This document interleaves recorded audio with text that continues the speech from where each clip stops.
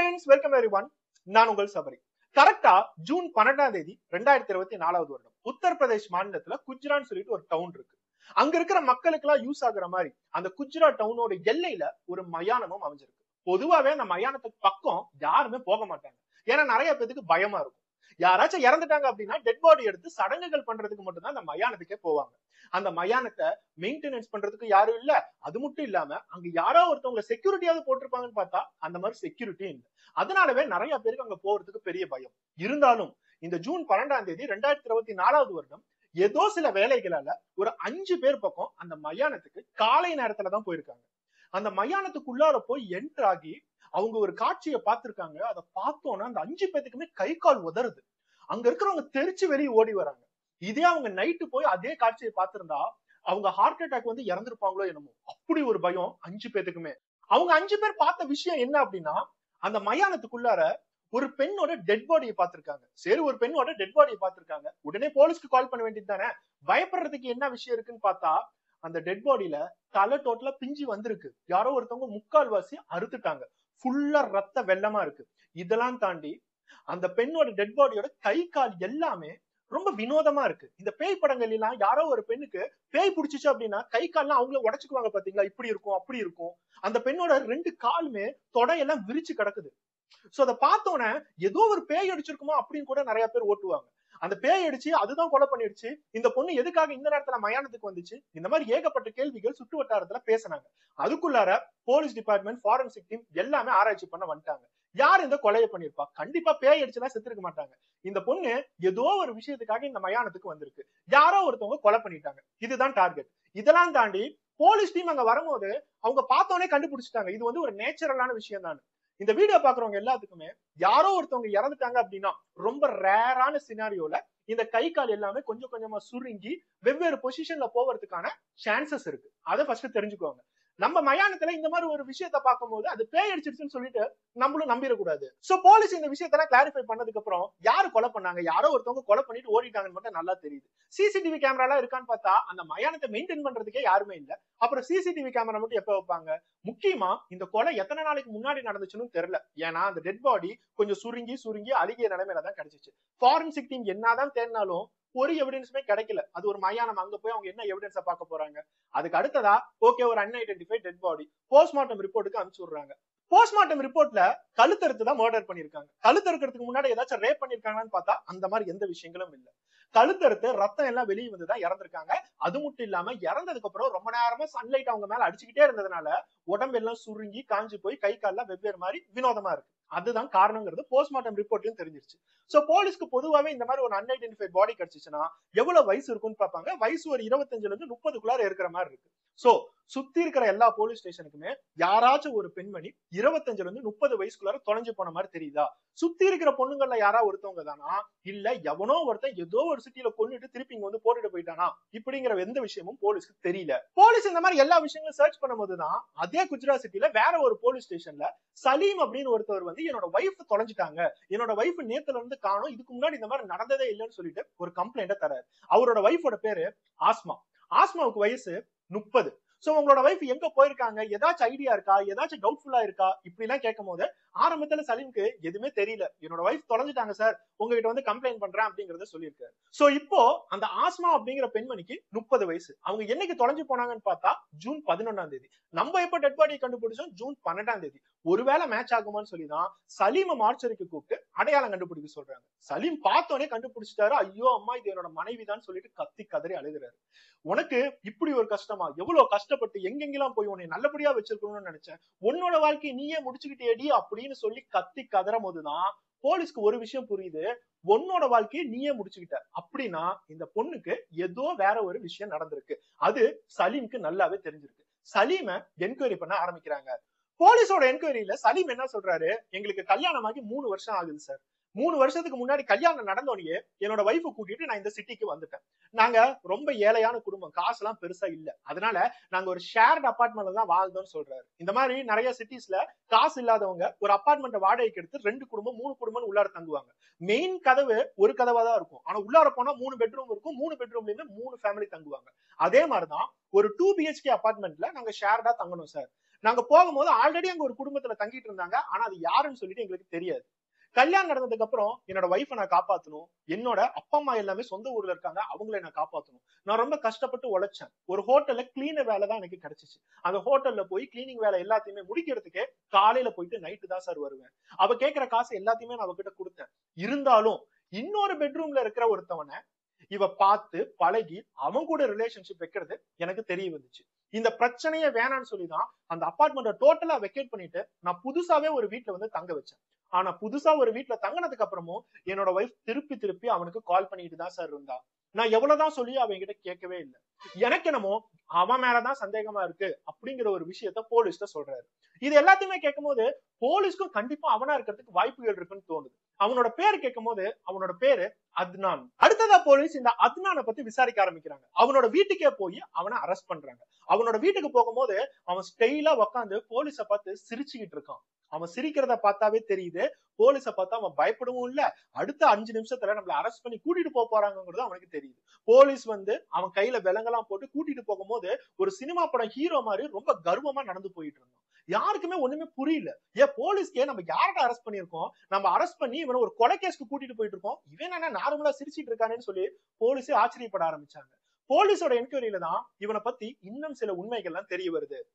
Police ஆரம்பத்துல இந்த அத்னானோட wifi தான் விசாரிக்கிறாங்க. இவங்களுக்கு கல்யாணம் ஆகி கொஞ்சம் வருடங்கள் பக்கம் ஆகுது. அந்த பொண்ணை கேட்கும் போது என்னோட ஹஸ்பண்ட் எப்பயுமே கொஞ்சம் வினோதமா தான் சார் நடந்துக்குவாரு.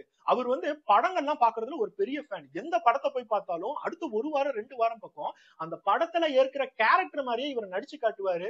இவரா அந்த ஹீரோ மாதிரி நினைச்சுக்குவாரு. முக்கியமா இந்த பாலிவுட்ல இருக்கிற சஞ்சய் டுட் அப்படிங்கிற ஹீரோவோட பெரிய ஃபேன் சார் இவரு. அந்த சஞ்சயோட மூவி எதை பார்த்தாலும் சரி இவர் அதே மாதிரி இமேஜின் பண்ணிட்டு அதே மாதிரி நடப்பாரு. இதுதான் என்னோட கணவர். அது மட்டும் இல்லாம இவர் என்ன வேலைக்கு போறாரு, எப்படி சம்பாதிக்கிறாரு, இந்த மாதிரி எந்த விஷயங்களும் தெரியாது. கல்யாணம் பண்ணிக்கிட்டோமேன்னு சொல்லி நான் பாட்டுக்கு அவர் கூட வாழ்ந்துட்டு இருந்தேன். அவரால் முடிஞ்ச விஷயங்கள் காசு எல்லாத்தையுமே வெளியில இருந்து கொண்டுட்டு வருவாரு. நானும் ஒரு நம்பிக்கையில சரி இவர் நல்லபடியா சம்பாதிக்கிறாருன்னு சொல்லிட்டு காலத்தை ஓட்டிட்டு இருக்கேன். திடீர்னு நீங்க வந்து என்னோட கணவர் கொலை பண்ணிட்டாரு அப்படின்னு சொல்லி புடிச்சிட்டு போகும்போது எனக்கு ஒண்ணுமே புரியல சார், என்னதாங்கிற உண்மையை சொல்லுங்கன்னு சொல்லி அந்த பொண்ணு ஒரு பக்கம் போலீஸ்ட கேட்டுக்கிட்டே இருக்காங்க. அத்னானோட மனைவிக்கு போலீஸால எந்த பதிலும் சொல்ல முடியல. எங்களுக்கே ஒண்ணுமே புரியலமா, எங்களுக்கே கிளாரா தான் இருக்குது. சுடுகாட்டுல ஒரு பெண்ணோட டெட் பாடியை கண்டுபிடிச்சோம். அது சலீம் அப்படிங்கிறவரோட மனைவின்னு தெரிய வருது. அந்த சலீமை விசாரிக்கும் போது அவரோட மனைவிக்கு உன்னோட கணவருக்கு ரிலேஷன் இருக்குன்னு சொல்லி அவரு தான் சொன்னாரு. இங்க வந்து பார்த்தா உன்னோட கணவரே வினோதமா இருக்காரு. நாங்க வந்து அரெஸ்ட் பண்றோம், அவரு பாட்டு சிரிச்சுக்கிட்டு ஹீரோ மாதிரி போயிட்டு இருக்காரு. இதெல்லாம் தாண்டி நீ உன்னோட கணவரை பத்தி ஏதாவது சொல்லுவேன்னு பார்த்தா உனக்கும் ஒண்ணுமே புரியல. அதுக்கு அடுத்ததா நாங்க உங்க கணவரான அத்னான விசாரிக்கிற மாதிரி விசாரிச்சாதான் எங்களுக்கே உண்மையை தெரியும்னு சொல்லிட்டு போய் கோர்ட்ல நிக்க வச்சிருக்காங்க. இவருதான் கொலை பண்ண அப்படிங்கறத ஈஸியாவே அத்னான் ஒத்துக்கிட்டாரு. ரிமாண்ட் பண்ணி அத்னான விசாரிக்க ஆரம்பிக்கிறாங்க. போலீஸ் என்கொயரியில ஒவ்வொரு விஷயமும் அத்னான் சொல்லும் போதுதான் இவனை ஒரு காமெடியான பிகரா பார்த்த நாமோ இப்போ ஒரு சைக்கோ கொலைகார மாதிரி பாக்கணுமா அப்படிங்கிற ஒரு தாட்டே போலீஸ்க்கு வர ஆரம்பிச்சிச்சு. அவன் சொல்ற விஷயங்கள் என்னன்னா 2.5 வருஷத்துக்கு முன்னாடி இந்த சலீமோட மனைவியான அஸ்மா அந்த அபார்ட்மெண்ட்ல வந்து தங்கினாங்க. அவங்க வரதுக்கு முன்னாடியே இந்த அத்னானும் அவனோட மனைவியும் தங்கிட்டு இருந்தான். சலீம் எப்பயுமே காலையில எழுந்திரிச்சு வேலை பார்க்கறதுக்கு ரொம்ப கஷ்டப்பட்டு உழைப்பான். ஏன்னா அவனுக்கு குடும்பத்துக்கு சம்பாதிக்கணும், அவனோட மனைவிக்கு சம்பாதிக்கணும், இந்த மாதிரி நிறைய பொறுப்புகள் இருக்கு. ஆனா அத்னானுக்கு அந்த மாதிரி பொறுப்புகள் எல்லாம் அவன் பெருசா பார்க்க மாட்டான். அவனோட இஷ்டத்துக்கு அவன் பாட்டுக்கு வாழுவான். ஏதோ சில வேலைகள் எல்லாம் பார்ப்பான். கிடைக்கிற சம்பளத்தை வச்சு ஃபர்ஸ்ட் சினிமாக்கு போவான். சினிமாக்கு போயிட்டு அதுல இருக்கிற கேரக்டர் எல்லாம் அட்ராக்ட் ஆகி அதுக்கப்புறம் அவனோட வைஃப் கிட்ட வந்து அதே மாதிரி நடந்துக்குவான். வெளி மக்கள்கிட்ட அதே மாதிரி நடந்துக்குவான். அவனை நிறைய பேர் பாக்குறவங்க எல்லாருமே கொஞ்சம் காமெடியா தான் நினைப்பாங்க. அவனுக்கு கொஞ்ச நாட்களாவே எதிரில இருக்கிற பெட்ரூம்ல இருக்கிற அஸ்மா மேல கண் இருந்துகிட்டே இருந்துச்சு. அவனோட மனைவி வீட்டுல அழகா இருக்கும் போது கூட எதிரில இருக்கிற அஸ்மாவை தான் அவன் பாத்துட்டு இருந்தான். சலீம் டெய்லி விட்டுட்டு போயிடுறான். இந்த அஸ்மா கம்முன்னு தான் இருக்கா, சும்மா தான் இருக்கா. அதனால எதிரில இருக்கிற பெட்ரூமுக்கு போய் அஸ்மா கிட்ட பேச ஆரம்பிச்சான். இது அஸ்மாவுக்கு ஆல்ரெடி புரிய ஆரம்பிச்சிருச்சு. இவனுக்கு நம்ம மேல ஒரு இன்ட்ரெஸ்ட் இருக்கு, அதனால நம்மளும் பேசுவோம்னு சொல்லிட்டு அஸ்மாவும் பேசினாங்க. மாச கணக்குல இவங்க 2 பேரும் பேச ஆரம்பிச்சிருக்காங்க. மொபைல் நம்பர்ஸ் எக்ஸ்சேஞ்ச் பண்ணி பேச ஆரம்பிச்சிருக்காங்க. இவங்க 2 பேரும் கொஞ்சம் கொஞ்சமா க்ளோஸ் ஆக ஆரம்பிச்சிருக்காங்க. இவன் எந்த லெவலுக்கு சீக்கிரட்டா இருந்திருக்கானா, அத்னானோட மனைவிக்கு இத பத்தி எதுவுமே தெரியக்கூடாதுன்னு சொல்லிட்டு அந்த மனைவிக்கு தெரியாம அதே அபார்ட்மெண்ட்ல எதிரில இருக்கிற பெட்ரூம்ல இருக்கிற அஸ்மா கிட்ட பேசியிருக்கான். ஆரம்பத்துல பேச்சுவார்த்தைகளோட இருந்த இவங்களோட தொடர்பு கொஞ்சம் கொஞ்சமா பிசிக்கலா மாற ஆரம்பிச்சிச்சு. பெட்ரூம்க்கு வெளியே நின்னு பேசுறவன் பெட்ரூம்குள்ளார நுழைய ஆரம்பிச்சான். இவங்க 2 பேரும் அவங்களோட லைஃப் பார்ட்னருக்கு டோட்டலாவே துரோகம் பண்ணிட்டு யாருக்குமே தெரியாம ஒரு பக்கம் சலீம் இவளுக்காக சம்பாதிக்கணுமேனு சொல்லிட்டு வேலை பார்க்கும் போது, இன்னொரு பக்கம் இந்த அத்னானோட வைஃப் இவனுக்காக கல்யாணம் பண்ணிட்டு வந்து ஆசையா இவனுக்கு சமைச்சு வைக்கும் போது இவங்க 2 பேரும் அந்த சொந்த பெட்ரூம்ல பாலியல் உறவு வைக்க ஆரம்பிச்சிருக்காங்க. இது மாச கணக்குல போய்கிட்டே தான் இருந்திருக்கு. யாருக்குமே தெரியல. எப்பயுமே இந்த மாதிரி ஒரு தப்பு நடக்கும்போது குடும்பத்துல இருக்கவன் சத்தியமா கண்டுபிடிப்பான். என்னைக்காச்சும் ஒரு நாள் இந்த தப்பு மாட்டுவாங்க. அப்படிதான் சலீமுக்கும் தெரிய வந்துச்சு. சலீம் ஒரு நாள் வீட்டுக்குள்ளார இந்த அத்னானோட துணி வீட்டுக்குள்ளார இருக்கிறத அவன் கவனிச்சிருக்கான். அது மட்டும் இல்லாம இந்த மாதிரி எல்லா டவுட்ஸுமே வந்தோடனே தன்னோட வைஃபான அஸ்மாவோட மொபைல் எடுத்து எல்லாத்தையும் செக் பண்ணிருக்கான். இது மூலியமா இவங்க ரெண்டு பேரும் ஒரு தப்பான ரிலேஷன்ஷிப் வைக்கிறாங்கன்னு சொல்லிட்டு சலீமுக்கு தெரிய வந்திருக்கு. சலீமோட நிலைமைய கொஞ்சம் யோசிச்சு பாருங்க. கல்யாணம் பண்ணிட்டு காசு எதுவுமே இல்லாம நம்மளோட வைஃப கூட்டிட்டு வந்து நம்ம தங்கிட்டு இருக்கோம். அவளுக்காக தான் நம்ம எல்லா கஷ்டத்தையுமே படுறோம். அது மட்டும் இல்லாம நம்மளோட வீட்டுல அப்பா அம்மாவையும் நம்ம பாத்துக்கணும். இவ்வளவு விஷயங்களை பொறுப்போட பாத்துக்கும் போது அந்த மனைவி நம்மள ஏமாத்துறா அப்படிங்கும் போது அவரோட மனசு எந்த அளவுக்கு வலிச்சிருக்கும்னு யோசிச்சு பாருங்க. இருந்தாலும் நம்ம இவளை விட்டுறக்கூடாது. கல்யாணம் பண்ணிட்டோம், இவளை கடைசி வரைக்கும் நம்ம நல்லபடியா பாத்துக்கணும். இவளை நம்ம திருத்துவோம். இப்ப அவ வழி தவறி போயிட்டா, இருந்தாலும் நம்ம சொல்ற விதத்துல சொன்னா அவ கேட்பான்னு சொல்லிட்டு விஷயமா அந்த அபார்ட்மெண்ட் அவர் வெக்கேட் பண்ணாரு. என்னோட மனைவி இந்த அபார்ட்மெண்ட் விட்டு வெளியே கூட்டிட்டு போனாவே எல்லா விஷயங்களும் நீட்டா நடக்கும். ஒரு வருஷம் பக்கம் அந்த அபார்ட்மெண்ட்ல இருந்தாங்க. ஒரு வருஷம் இவங்க தப்பு பண்றது அவருக்கு தெரியவே இல்லை. ஆனா தெரிஞ்சதுக்கு அப்புறம் ஒரு செகண்ட் கூட அவர் வெயிட் பண்ணல. உடனே அந்த அபார்ட்மெண்ட்டை காலி பண்ணி அஸ்மாவை தனி வீட்டுல போய் தங்க வச்சாரு. இவங்க ரெண்டு பேரும் தனி வீட்டுல வந்ததுக்கு அப்புறமாவது இந்த ரிலேஷன்ஷிப் விட்டு போகும்னு சொல்லிட்டு சலீம் தப்பு கணக்கு போட்டாரு. ஏன்னா எப்படியும் அவர் வேலைக்கு போய் சம்பாதிக்கணும். அவர் வேலைக்கு போகணும் அப்படின்னா தன்னோட மனைவியை வீட்டுல விட்டுட்டு தான் போகணும். விட்டுட்டு போகும்போது திருப்பி அஸ்மா அவங்களோட மொபைல் எடுத்து அந்த அத்னானுக்கு கால் பண்ண ஆரம்பிச்சாங்க. இவங்க ரெண்டு பேரும் அந்த வீட்லயே சந்திக்க ஆரம்பிச்சாங்க. அபார்ட்மெண்ட்ல இவங்க ரெண்டு பேரும் உறவு வைக்கும் போது அத்னானோட மனைவிக்கு தெரியாம உறவு வைக்கணும். ஆனா இந்த இடத்துல ஒரு சொந்த வீடே கிடைக்கும் போது இவங்களுக்கு இன்னும் நல்லதா போயிடுச்சு. ஆனா சலீம் இதையும் கொஞ்சம் கொஞ்சமா நோட் பண்ணி அஸ்மாவை வான் பண்ணிட்டு இருந்தாரு. அதனாலதான் இவங்க ரெண்டு பேரும் ரொம்ப திட்டம் போட்டு ஒரு இடத்த கண்டுபிடிச்சாங்க. பொதுவாவே இந்த அத்னான் அப்படிங்கிறவன் ஒரு சைக்கோ கேரக்டர் மாதிரி, யாருமே எதுவும் செய்ய மாட்டாங்க. ஆனா அதனா இவன் கரெக்டா செய்வான். அது எப்படி அஸ்மாவுக்கு பிடிச்சிச்சுன்னு தெரியல. அவன் கண்டுபிடிச்ச இடம் எதுனா இந்த கிரேவ்யார்ட், அதாவது மயானம். இந்த மயானத்துக்கு மட்டும்தான் யாருமே எப்பயுமே வரமாட்டாங்க. யாராச்சும் இறந்துட்டா கூட அவங்க வெளிச்சம் இருக்கும் போதே வந்து எல்லா விஷயங்களும் பண்ணிட்டு போயிருவாங்க. வெளிச்சம் இல்லாத போது இந்த வரத்துக்கு யாருமே இல்லை. அதனால இனிமேட்டு நம்ம ரெண்டு பேருமே மீட் பண்ணணும் அப்படின்னா இந்த மயானத்துலதான் மீட் பண்ணணும். நம்ம ரெண்டு பேரும் இந்த இடத்துல பாலியல் உறவு வைக்கலாம், என்ன வேணாலும் பண்ணலாம், யாருக்குமே எதுவுமே தெரியாதுன்னு சொல்லிட்டு அந்த இடத்த கண்டுபிடிச்சான். அஸ்மாவும் சரி இவனும் சரி நிறைய டைம் இந்த மயானத்துக்கு போய் ரொம்ப க்ளோஸா இருந்திருக்காங்க. அஸ்மா அத்னானோட தவறான உறவு இந்த மயானத்திலே ஒரு 2 வருஷம் பக்கம் போயிட்டு இருந்துச்சு. ஒரு வருஷம் அவங்க தங்கியிருந்த அபார்ட்மெண்ட்ல தப்பு பண்ணிட்டு இருந்தாங்க. அடுத்த கொஞ்சம் மாசம் இவங்க தங்கியிருந்த வீட்லயே தப்பு பண்ண ஆரம்பிச்சாங்க. இந்த ரெண்டு இடத்துலயுமே முடியலையேன்னு சொல்லிட்டு கடைசியா 2 வருஷம் பக்கம் மயானத்துலதான் அவங்க போய் தப்பே பண்ணிட்டு இருந்தாங்க. இந்த 3 வருடங்கள்ல இவங்க ரெண்டு பேரும் ரொம்ப க்ளோஸ் ஆக ஆரம்பிச்சிட்டாங்க. யாருமே நம்ம பிரிக்க முடியாது. என்னோட கணவரான சலீமே என்ன பண்ணாலும் பரவாயில்ல, உன்னோட மனைவிக்கு ஏதாவது தெரிஞ்சாலும் பரவாயில்ல, நம்மளோட ரிலேஷன்ஷிப்பை கண்டினியூ பண்ணலாமேன்னு சொல்லிட்டு இவங்க பாட்டுக்கும் கண்டினியூ பண்ணாங்க. இந்த 3 வருடங்கள்ல அத்னான் ஏகப்பட்ட பொருள் இந்த அஸ்மாவுக்கு வாங்கி தந்திருக்கான். இவனுக்கு எந்த வேலையும் இல்லாட்டியும் கொஞ்சம் வேலை பார்த்து கிடைக்கக்கூடிய எல்லா காசுமே தன்னோட மனைவியை பார்க்காம இவளுக்கு மட்டும்தான் தேவைன்னு சொல்லிட்டு அஸ்மாவுக்கு எல்லா காசையுமே கொடுத்திருக்கான். பொருள் எல்லாத்தையுமே வாங்கி கொடுத்திருக்கான். எந்த வேலையுமே இல்லாத ஒருவன் கொஞ்சமா வேலையை பார்த்து 10,000 ரூபாய் போட்டு ஒரு மொபைல் போன் அஸ்மாவுக்கு வாங்கி கொடுத்திருக்கானா அவன் எந்த லெவலுக்கு சீரியஸா இருந்திருக்கான்னு சொல்லி பாருங்க. சலீம் இது எல்லாத்தையுமே கவனிச்சுட்டு தான் வந்திருக்காரு.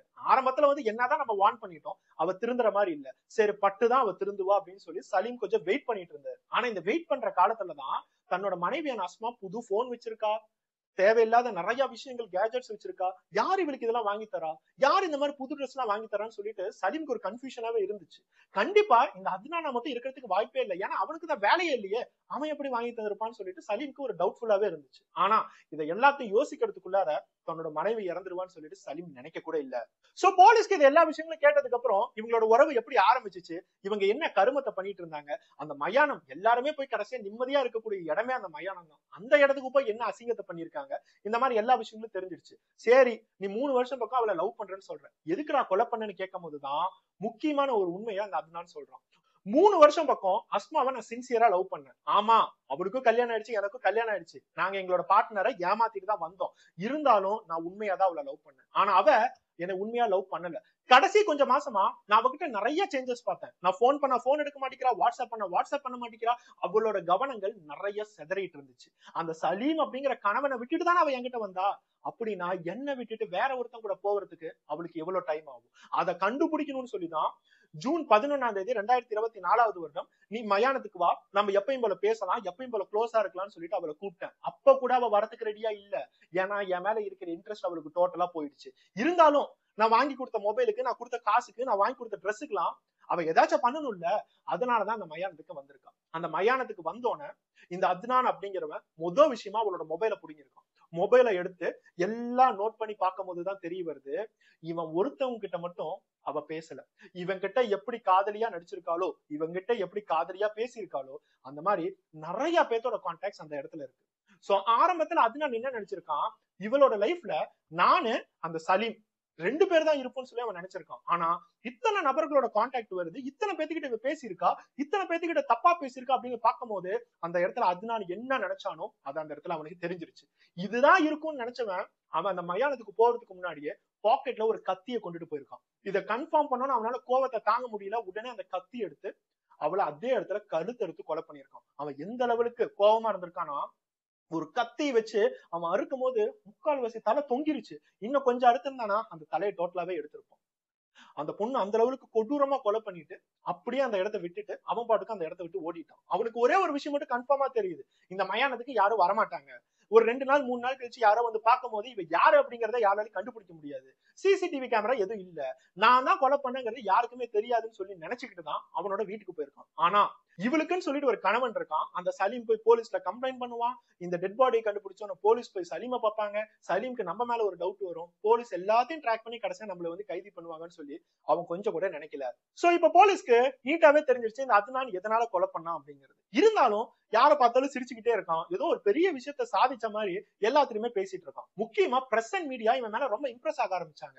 இவனை கண்டிப்பா நம்ம இன்டர்வியூ எடுத்தே ஆகணும்னு சொல்லிட்டு யாரோ ஒருத்தவங்க பெர்மிஷன் வாங்கிட்டு இவனை இன்டர்வியூ எடுத்திருக்காங்க. அந்த இன்டர்வியூல இவன் முக்கியமான விஷயம் என்ன சொல்லியிருக்கானா, என்னைய இந்த மாதிரி ஏமாத்தினதுக்கு நான் அவளை கொலை பண்ணதுக்கு ரொம்பவே சந்தோஷப்படுறேன். இதை விட சந்தோஷம் என்னோட வாழ்க்கையில எதுவுமே இல்லை. என்னோட மனைவியை நான் விட்டுட்டு தான் இவளை நான் காதலிச்சேன். ஆனா நான் உண்மையா தான் காதலிச்சேன். உண்மையா காதலிச்சவங்களுக்கு யாராச்சும் துரோகம் பண்ணாங்க அப்படின்னா இந்த மாதிரி ஒரு தண்டனை தான் தரணும். இதுக்கு நீங்க எனக்கு என்ன வேணாலும் பண்ணிக்கோங்க, எனக்கு எந்த பிரச்சனையும் இல்ல அப்படிங்கறது ரொம்ப சிரிச்சுக்கிட்டு காமனா சொல்றான். இதெல்லாம் தாண்டி ஆரம்பத்துல சொன்ன மாதிரி அதுனான் ஒரு படத்தை பார்த்தான் அப்படின்னா அதுல இருக்கிற ஹீரோ கேரக்டரை அப்படியே அவன் நடிக்கிற மாதிரி பண்ணுவான். என்னோட லைஃப்லயே அந்த ஹீரோ கேரக்டர் டிராவல் ஆகணும்னு சொல்லிட்டு அவன் நினைப்பான். அவன்கிட்ட பேசிக்கிட்டே இருக்கும் போது அவன் திடீர்னு என்னோட பேர் அதுனான் இல்ல, என்னோட பேர் பல்லு அப்படிங்கறத சொல்லியிருக்கான். என்னது உன் பேர் பல்லுவா, என்னடா சொல்ற அப்படின்னு கேட்கும் போது, உங்களுக்கு 1980 கல்யாணம் அப்படிங்கிற படத்துல சஞ்சய் டூட் நடிச்ச படம் தெரியுமா, அதுல அவரோட பேர் பல்லு தான். இதே மாதிரி ஒரு பொண்ணு ஏமாத்தினதுக்கு அந்த பொண்ணு அவர் கொலை பண்ணுவார். அதே பல்லு தான் இப்ப எனக்குள்ளார இருக்கான். நான் பல்லுவா, என்னை ஏமாத்தின அந்த பொண்ணை நான் கொலை பண்ணிருக்கேன்னு சொல்லிட்டு அந்த மீடியால சொல்லும் போது எல்லாத்துக்குமே சரி இவன் மென்டல் ஹாஸ்பிட்டலுக்கு போகணுமா ஜெயிலுக்கு போகணுமா இப்படிங்கிற ஒரு டவுட் இருந்துகிட்டே தான் இருந்துச்சு. இருந்தாலும் இந்த விஷயத்தை யாருமே ரொம்ப பெருசுப்படுத்தாததுக்கான ரீசன் என்னன்னா, இந்த இடத்துல அஸ்மாவும் தவறு பண்ணியிருக்காங்க. அஸ்மா தவறு பண்ணதுக்கான தண்டனை தான் உங்களுக்கு கிடைச்சிருக்குங்கிறது கூட நிறைய பேர் கமெண்ட் பண்ணிருக்காங்க. போலீஸோட என்கொயரியில இந்த அதுனான் என்னெல்லாம் சொல்றானோ அது எல்லாத்தையுமே நோட் பண்ணிக்கிட்டாங்க. கண்டிப்பா இவனை நம்ம ஜெயில விட்டு வெளியே விட்டோம் அப்படின்னா அடுத்தது ஏதோ ஒரு கொலை பண்ணுவான் அப்படிங்கிறது உறுதி. ஏன்னா போலீஸ் அவன் ரொம்ப தைரியமா சொல்றான், யாராச்சும் இந்த மாதிரி உங்களை ஏமாத்தி இருந்தா அப்படின்னா அவங்களோட அட்ரஸ் கொடுங்க, நான் இப்பவே போய் கொலை பண்றேன், இன்னமும் பல்லு எனக்குள்ளாரதான் இருக்கான் அப்படிங்கறத போலீஸ் தைரியமா சொல்றான். இது மட்டும் இல்லாம அந்த ஜெயில உக்காந்துக்கிட்டு போலீஸே அவன் மிரட்டி இருக்கான். நான் தான் எல்லா உண்மையும் சொல்லிட்டேன், என்கிட்ட இருந்து எல்லா உண்மையும் நீங்க வாங்கிட்டீங்க, என்னோட மனைவியோ என்னோட அம்மா கிட்டயோ போய் நீங்க ஏதாச்சும் தகராறு பண்ணீங்க ஏதாச்சும் தொல்லை பண்ணீங்க அப்படின்னா உங்களோட வீட்டுக்கு வந்து பாம்பு போடுறது கூட நான் தயங்க மாட்டேன், ஒவ்வொருத்தவனோட வீட்டுக்கு வந்து போலீஸ் கூட பார்க்காம நான் பாம்பு போடுவேன்னு சொல்லிட்டு அவன் போலீஸே மிரட்டும் போது கண்டிப்பா நீ ஜெயில விட்டு வெளியே போகாத மாதிரி நாங்க பாத்துக்கிறோம்னு சொல்லி போலீஸ் எல்லா வேலைகளுமே பாத்துட்டு இருக்காங்க. இவருக்கு என்ன தண்டனை கிடைக்கும், இவரை ஏதாச்சும் ஒரு மென்டல் ஹாஸ்பிட்டல்ல போய் ட்ரீட்மெண்ட் பண்ணுவாங்களா, இந்த மாதிரி எந்த விஷயங்களும் இன்னும் போலீஸ்க்கு எந்த ஐடியாவும் இல்ல. சார்ஜ் ஷீட் ஃபைல் பண்ணி அடுத்தது நடக்க வேண்டிய வேலைகளை பார்த்துட்டு இருக்காங்க.